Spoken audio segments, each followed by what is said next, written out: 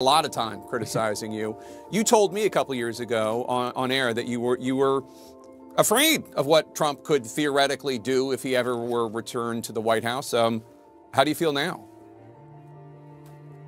Yeah, it's possible. Do I think he's going to start arresting comedians? I don't. No, it's not that I've gotten old. It's that your ideas are stupid.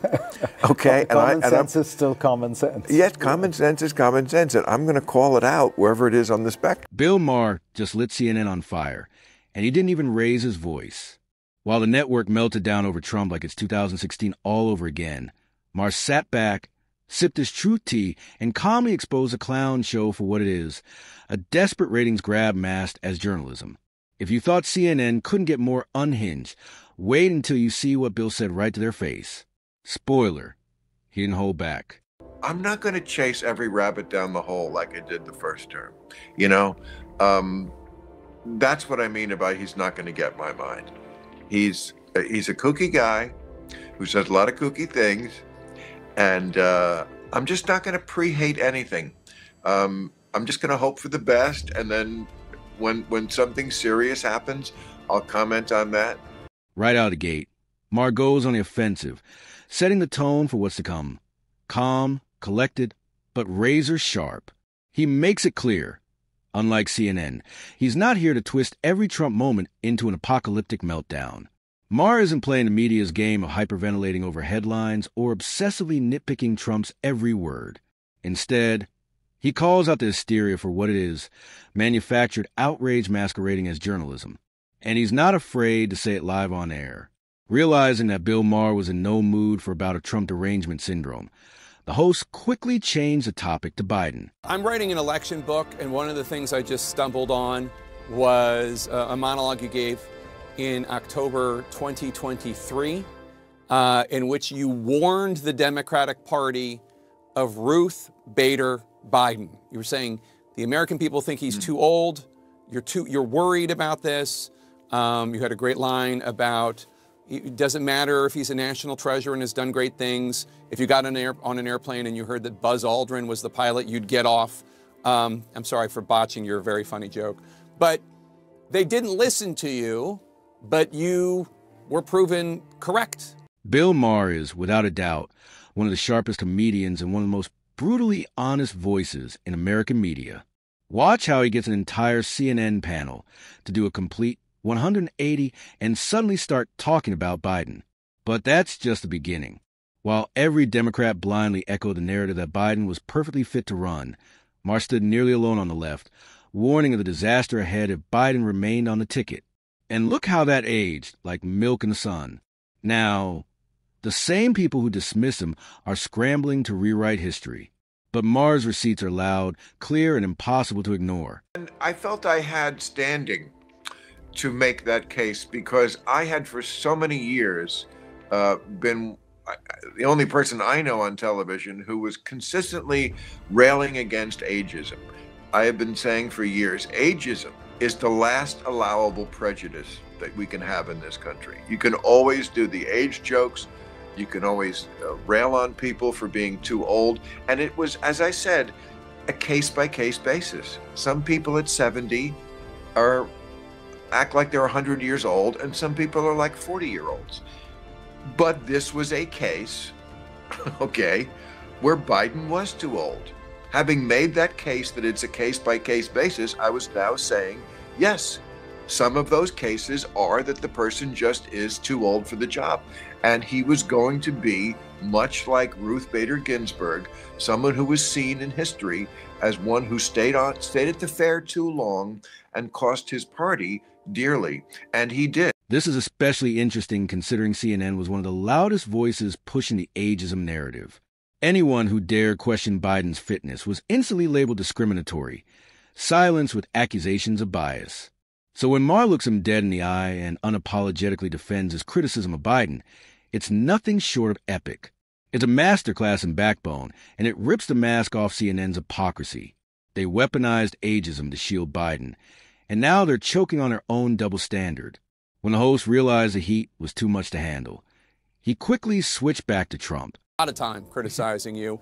You told me a couple years ago on air that you were afraid of what Trump could theoretically do if he ever were returned to the White House. How do you feel now? Yeah, it's possible. Do I think he's going to start arresting comedians? I don't, but it's possible. And look, anything's possible with this guy. I'll put it this way. When George Bush was in the White House, it never even entered my mind. Never entered my mind that I couldn't say whatever I wanted to say without repercussions. And that's one of the great things about living in America. And we take America for granted and that kind of stuff. And maybe we can't anymore. So we'll see. But am I going to let it affect what I do? No. I mean, the day I feel like I can't say what I want without going to Guantanamo Bay, I'll just leave. Jake Tapper was clearly expecting Maher to unleash a Trump tirade with the same fire he used on Biden. But Maher refused to take the bait. Instead of joining the media echo chamber, he calmly sidestepped the setup and dropped a truth bomb. He doesn't think Trump is the cartoon villain CNN and MSNBC make him out to be. That moment froze the room. Maher wasn't there to pander. He was there to tell the uncomfortable truth no one else would say. I ask you before you go, and congratulations again on the special, but there's talk promulgated by you about maybe you quitting the HBO show, about maybe not touring anymore. Well, you said something to Jane Fonda about thinking about that. Where are you in your career? You still got a lot of good stand-up, a lot of good jokes in you, right? Like, tell us what's next. Okay. I am stopping doing stand-up just because I'm tired of touring, just because I've been doing it for 40 years. I love it. Look, I love nothing more than being on stage somewhere telling jokes to strangers. It's been my entire life. It's been the most consistent thing in my life. Tapper doesn't give up, does he? Yet again, he tosses out bait, hoping Maher will bite and spiral into an anti-Trump meltdown. This time, the setup was to get Maher to claim he might quit comedy out of fear that a Trump presidency would censor him or stifle free speech. But Maher, true to form, refuses to play along. Calmly and confidently, he sets the record straight. If he ever quits stand-up, it won't be out of fear or politics.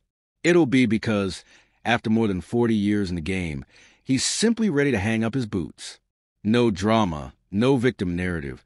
Just a veteran calling time on his own terms. That's what separates Maher from the pack. He doesn't perform for political applause. Training for 40 years. I need a break. And I'm tired of the travel. I'm tired of dragging my ass out of bed on Saturday morning to go to some place after I worked so hard on Real Time all week. Maybe I'll go back to it. But, you know, I have a podcast. I have a television show. I'm not retiring. And I don't know where this started about I'm getting rid of Real Time. They're going to have to drag me off of that show. What I was saying was that I didn't want to do another Trump term, not just because I don't think it's going to be possibly a great time for America, maybe, again, not going to pre-hate anything, but because I've already done all the jokes. This moment could serve as a much-needed lesson for CNN. Maybe, just maybe, it's time they stop the relentless pre-hating and let the facts speak for themselves. After years of calling Trump everything from a fascist to Hitler incarnate, what's left in the insult arsenal? They've thrown every label imaginable, dialed the outrage up to 11, and still half the country tuned them out. At some point, constant hysteria becomes background noise. Instead of jumping the gun with knee-jerk criticism, perhaps they should take a breath, wait for an actual misstep, and respond with credibility, not desperation. Maher's approach proves that restraint and honesty can land harder than outrage. Maybe it's time CNN swapped panic for perspective before they lose whatever shred of trust they still left. S.O. Bill Maher didn't just survive CNN's ambush. He exposed it with calm defiance and unfiltered honesty. He flipped the script on a network desperate to paint Trump as the boogeyman, while ignoring Biden's glaring flaws. Maher refused to parrot their talking points, challenge their hypocrisy, and show what real intellectual independence looks like. He reminded viewers that truth doesn't have a political party, and that blind loyalty, whether to Biden or anti-Trump hysteria, is the real danger. If CNN wants to stay relevant, they might want to take notes, because Maher just gave them a free masterclass in integrity.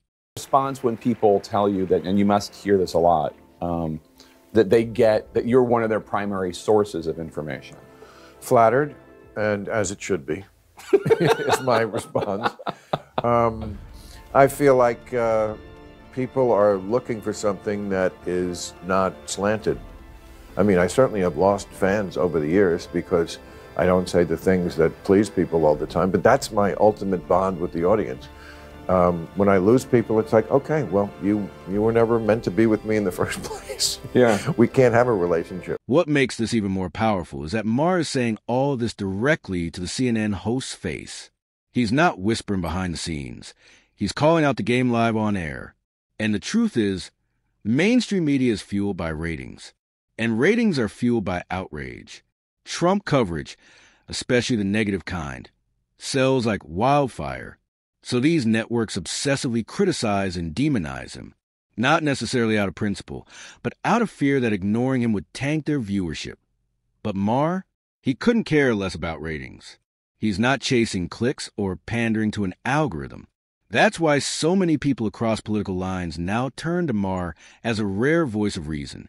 He's blunt, unfiltered, and not afraid to torch the narrative in real time. That sometimes can take it too far, or I would categorize liberal as different than woke. Woke, which started out as a good thing, alert to injustice, who could be against that, but it became sort of an eye roll because they love diversity except of ideas, and that's not really where we should be. I mean, they have a trail of very bad ideas, I would think, in wokeness. No Maher interview would be complete without the comedian and talk show host taking a blowtorch to the left's obsession with wokeness. True to form, he didn't hold back. Maher has long warned that the Democratic Party's fixation on identity politics, cancel culture, and virtue signaling has alienated everyday Americans. And let's face it, that ideological overreach was a major factor in their embarrassing performance last November.